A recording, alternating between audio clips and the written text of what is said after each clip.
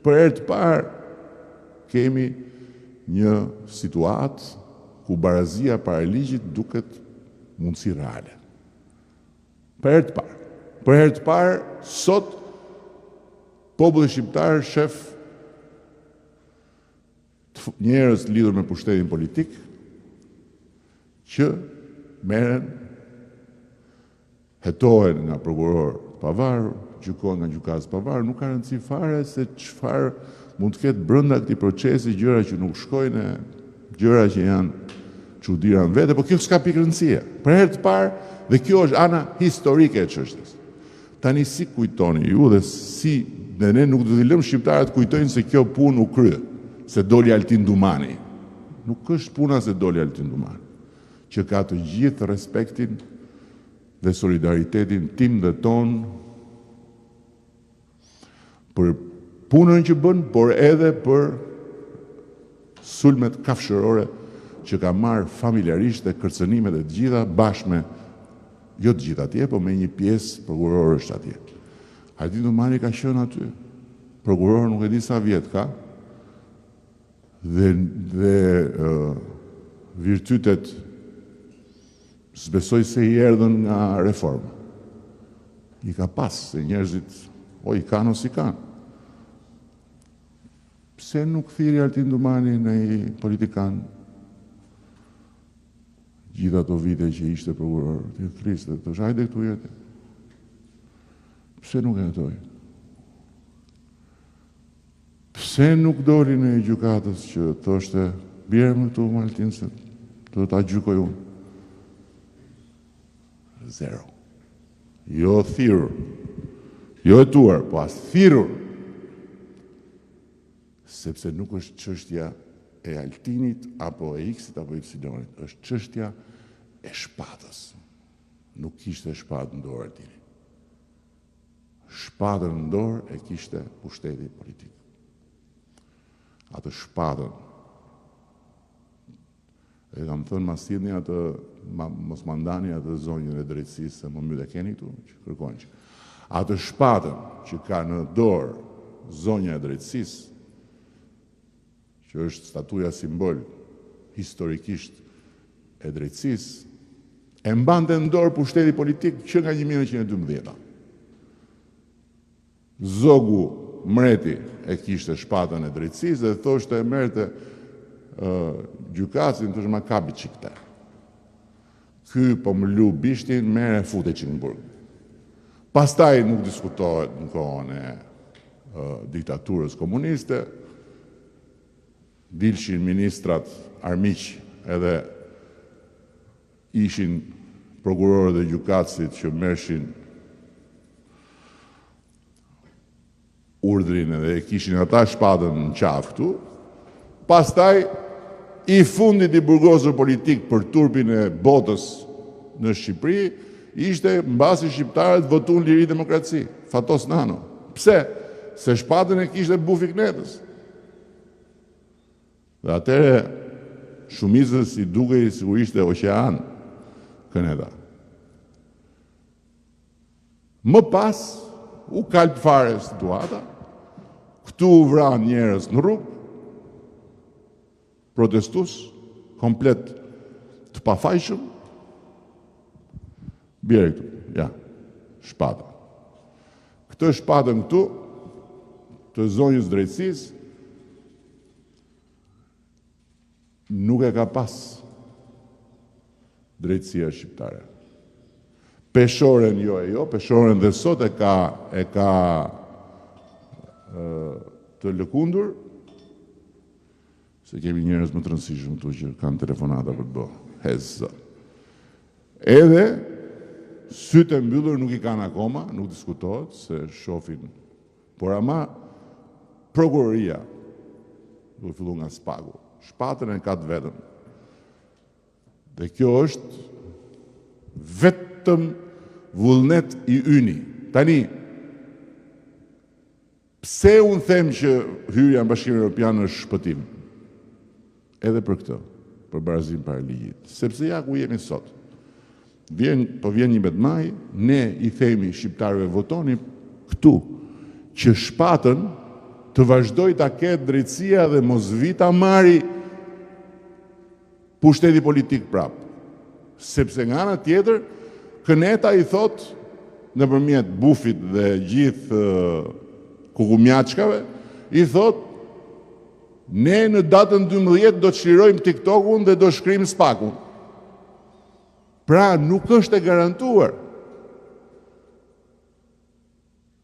Shqipëria, nuk janë garantuar shqiptarët që çfarë ndërtohet sot nuk prishet nesër. Se këtu nuk është rasti që Kalaj Rozafës është mit legjendë shqiptare, nuk është legjendë franceze. Ndërtohet ditën dhe prish natën. Ndërtoi Dashsula Shkret gjithat partia atje në Peqin, edhe i shkunja prishën natën. U gdhin mjes, ja kishin marrë partinë. Ja votën partinë natën. Dashsulës. Gjitha jo partia atje, nga ngel të shi. Zdihet kush do t'i haja ato kokra gruni, se Gjeli Dedit meti pa parti. Se unë për veten time Gjeli Dedi kam kompliment, se është në fush 8, se tjerët janë në luc. Se mund të fush qatë dush për ato, po ato që ka i ka. Futja në Bashkimin Evropian e bën të pamundur, komplet pamundur që dali buf Kërnete, apo dali një skifter, apo dali një dhelpër, apo dali një ujk, apo dali një kal qyqe nesër, e të thotë jo se do a kthejmë në mbrapsh. Nuk kthehet më mbrapsh. Atje garantohet që s'ka më, sepse futesh në një familje, bën krushqi me një familje të madhe që nuk të le me lujt më. Nuk të le me si që janë këtu. Familje në Kala që nuk le me lujt, e di e visi. Nuk të le me lujt më. Kjo është BE-ja. Dhe për këtë i duhet shqiptarëve që të mbyllet ky film, jo po kush e do drejtësinë, do ky e do ai, kush e kontrollon, kontrollojnë këta, kontrollojnë ata, jo po Rama po bën kështu, jo po ai tjetri po bën, këto mbarojnë. Ama sa pa u fut atje, ka shumë rëndësi se kush qeveris këtu. Ka shumë rëndësi se kush qeveris këtu. Dhe unë marr shembullin e TikTokut. Kur ne bëm këshillimin me 65.000 prindër dhe mësues, 95% e tyre thonë mbyllet TikToku. Tani 95% nuk janë socialistë.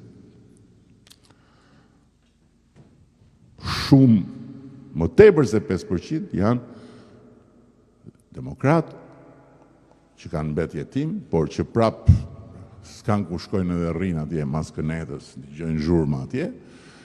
Janë dhe të tjerë që nuk votojnë për ne. Por ama pse? Sepse menduan si prindër. Nuk menduan si demokratë si socialistë. Dhe pavarësisht se isha unë që shkoja në për ato takime, aty ishin lloj-lloj. Nuk e kishin mendjen fare ke partitë.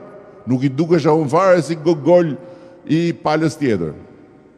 Po më shifshin si njeriu që ka drejtimin e qeverisë dhe përfaqësuesin e qeverisë që ka mundësi t'i shpëtoj nga ajo mortje që ishte fut fëmijëve në trup.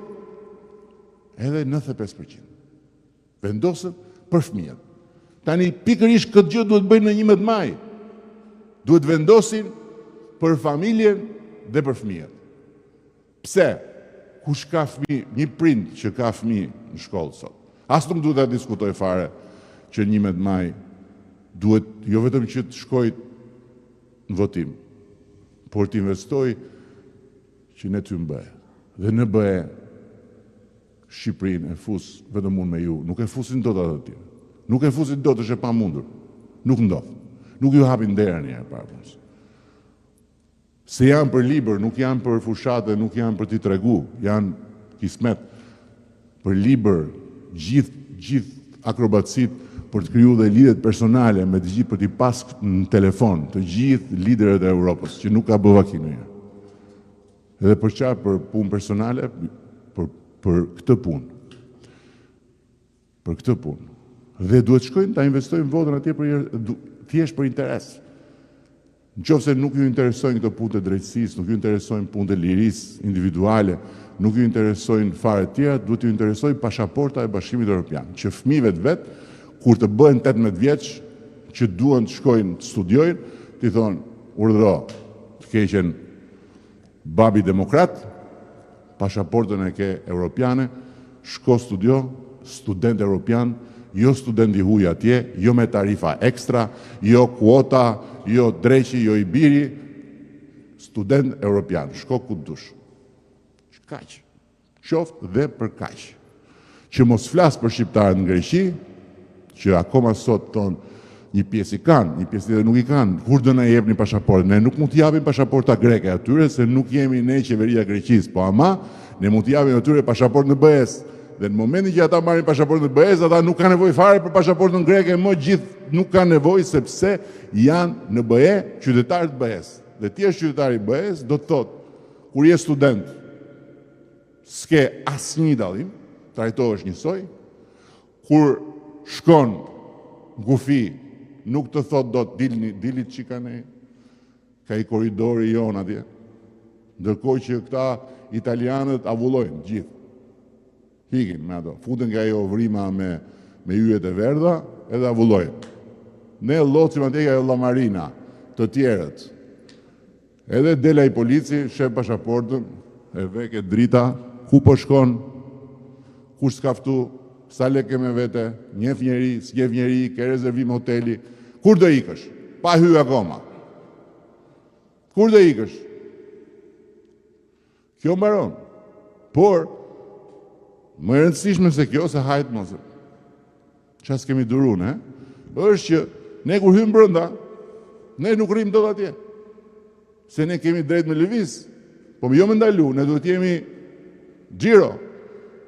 Me ndalu nuk ndalojmë dot. Për të ndalu duhet me kërku azil, duhet me ikë me qef, duhet me ndru emrin. Kurse me pasaportën në BE-s ndalojmë ku të dush. Ku të dush. Shkon troket ku të dush.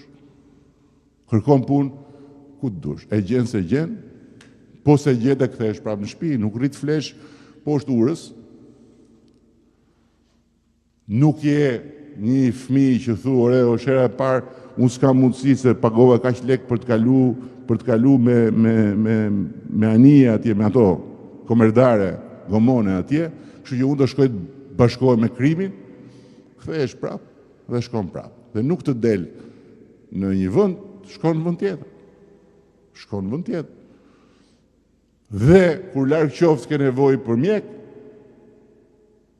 nuk rri në mëshirën e qajt të nxehtë. Shkon nga mjeku dhe trajtohesh njësoj si rezidentët e atij vendi ku je. Dhe rimbursohesh.